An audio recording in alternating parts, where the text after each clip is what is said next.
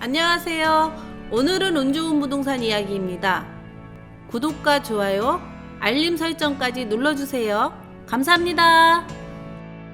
오늘은 저희 부동산이 위치한 탕정지구 산단 지원블럭, 지식산업센터, 오피스텔, 도시형 생활주택, 또한 상업지구에는 벌써 호텔이 들어와 있는데요. 특히나 지식산업센터에 대해서 궁금하신 분들이 많아요. 지식산업센터가 뭐야?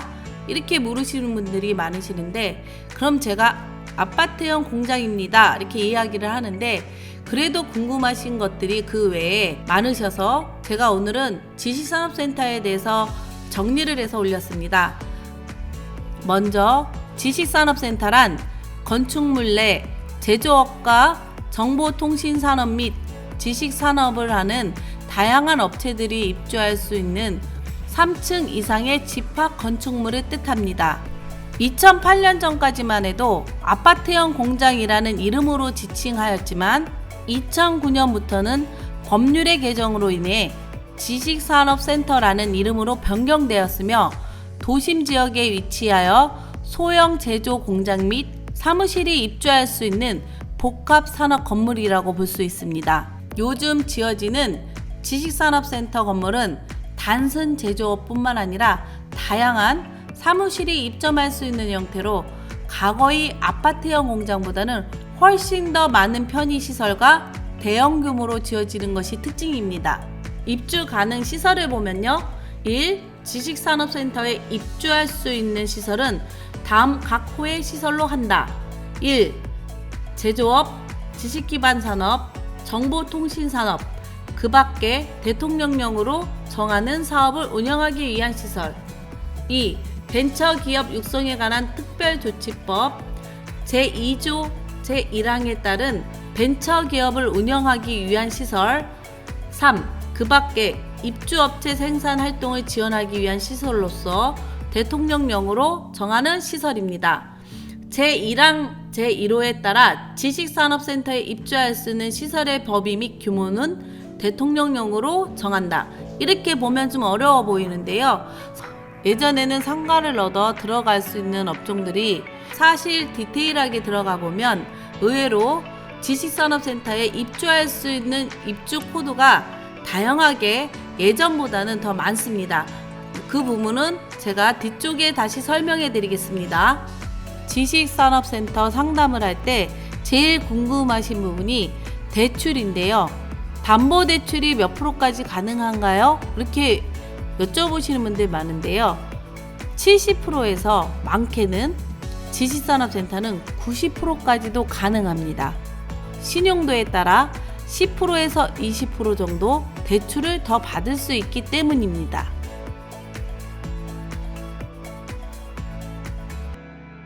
지식산업센터의 감면 대상 세목을 보면 취득세 4.6% 및 재산세. 취득세 같은 경우는 사업시설용으로 직접 사용하시면 취득세 50% 감면됩니다. 재산세 또한 현재 사업시설용으로 직접 사용하는 부동산에 대해서는 재산세가 37.5% 감면됩니다. 농어촌 특별세를 보시면요, 비과세입니다. 그리고 중과세 규정을 보면 개인은 설립 기준과 무관합니다. 수도권, 감일억제 지역 무관하게 중과세 적용을 배제합니다. 하지만 법인은 수도권 감일억제역 내 신설 및 설립 기준일로부터 5년 이내 수도권 감일억제권역 외 법인이 감일억제권역 내로 설립 또는 이전 시는 중과세를 적용합니다. 취득세의 경우 사업시설용으로 직접 사용하면 50% 감면이기 때문에 4.6이 아니라 2.3%이지만 만약 임대업으로 해서 다시 임대를 넣을 경우에는 2.3% 혜택 받은 것을 도로 내셔야 합니다.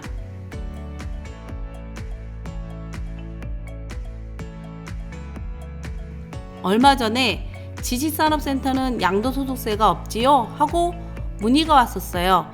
지식산업센터도 양도소득세는 발생합니다. 그러면 세율은 어떻게 될까? 세율은 다음과 같습니다. 2년 이상 보유했을 때 보면 기본 세율인데요. 1200만원 이하서부터 10억 초과까지 해서 보시면 세율은 6%에서 45%까지 누진 공제 하는 부분, 공제하는 부분이 있고요. 일반적인 우리가 알고 있는 상가와 똑같습니다. 예를 들어 3억을 주고 매수했던 지식산업센터가 5억이 되었다면 2억의 양도 차익이 발생합니다. 2억의 세율 구간은 38%입니다. 2억 곱하기 0.38은 7,600만원입니다. 그러면 세금만 7,600만원을 내는 게 아니고요. 여기서 누진 공제액 1,940만원을 빼면 5,660만원입니다. 하지만 장기 보유 특별 공제로 3년 이상 보유 시 보유 연차에 따라 2% 감면하고요. 양도 차익이 최대 30%까지 감면됩니다. 또한 1년에 한 번씩 적용되는 양도소득 기본공제 250만원을 공제받을 수 있습니다. 또한 필요 경비로 취득할 때 냈던 취득세, 공인중개사 수수료, 법무사 비용 등 영수증 보관을 잘 하시면 세금에서 다 제해 주니까 영수증은 잘 보관해 놓으세요. 제가 설명해 드린 거를 다시 한번 정리해 드리면 양도가액에서 취득가액을 빼고요. 거기서 또 필요 경비를 빼면 양도 차익이 됩니다. 거기서 장기 보유 특별 공제가 있으면 빼고요. 또한 양도소득 기본 공제도 1년에 한 번 쓸 수 있는 거를 안 쓰셨다면 또 뺍니다. 그러면 양도소득 과세 표준이 됩니다. 여기다가 곱하기 세율을 곱하면 산출세액이 됩니다. 여기서 세액공제, 감면세액 하시면 자진 납부해야 할 세액입니다. 여기서 제일 중요한 거는요. 양도한 달의 말일부터 2개월 이내에 주소지 관할 세무서에 예정 신고 및 납부를 해야 합니다. 이렇게 신고 기한을 가끔 가다가 놓치시는 분들이 있으니 주의하시면 되겠습니다.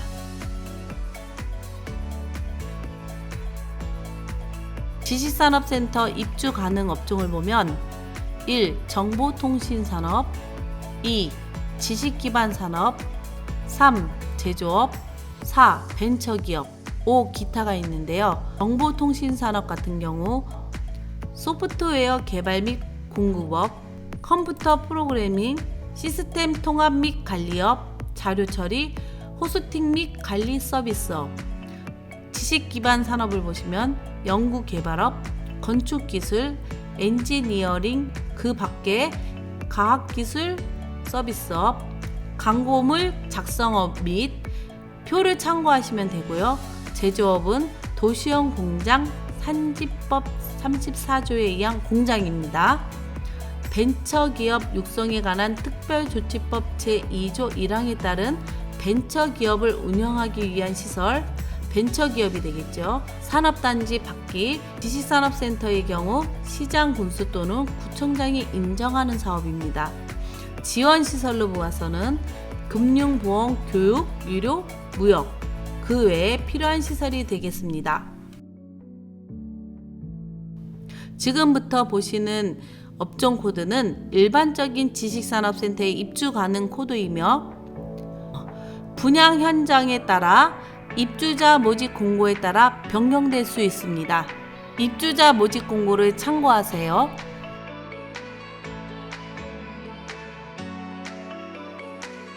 입주 제한 업종을 보면 대기 오염 물질 배출 시설, 소음 및 진동 발생 시설, 기준치 이상입니다. 지정 폐기물 배출 시설, 수질 오염 물질 및 폐수 배출 시설입니다. 표 내용을 참고해 주세요.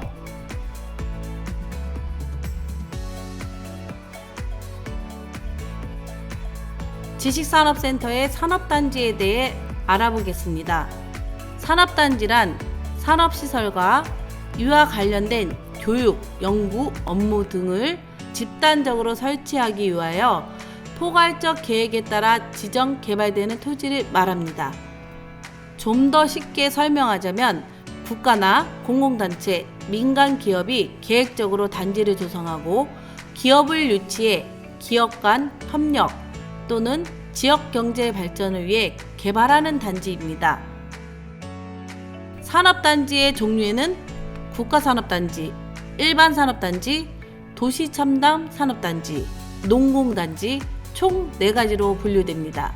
산업단지의 경우 산업단지 공단에서 직접 관리하며 입주 시 별도 규정에 대한 행정 절차가 필요합니다.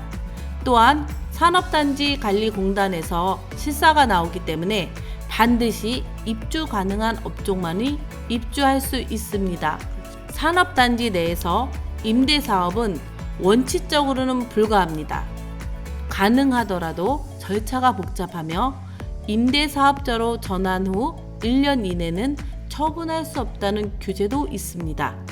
반면 개별 입지 내에서는 임대사업이 가능합니다.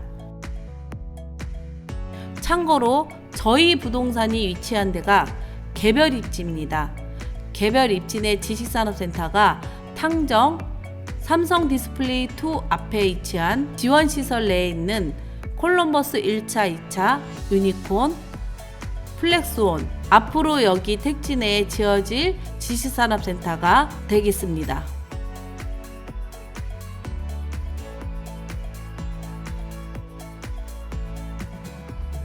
산업단지 내 입주계약 신고 절차를 보면 입주계약 신청을 하고요.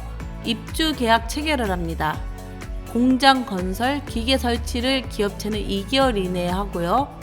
공장 설립 등 완료 신고를 합니다. 하면 현장 확인 실사를 관리공단에서 나오고요. 공장 등록 및 통보를 기업체에 합니다. 산업단지 내 임대사업 관련 입주계약 신고 절차는 입주계약 신청 임대 신고를 하고요. 검토 승인, 입주계약 체결을 알림으로써 관리공단이 임대인한테 알림으로써 임차자 입주계약 신청을 합니다.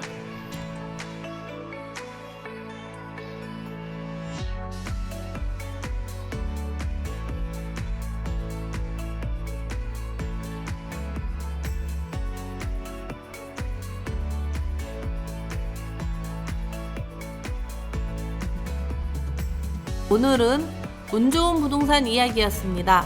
시청해 주셔서 감사합니다.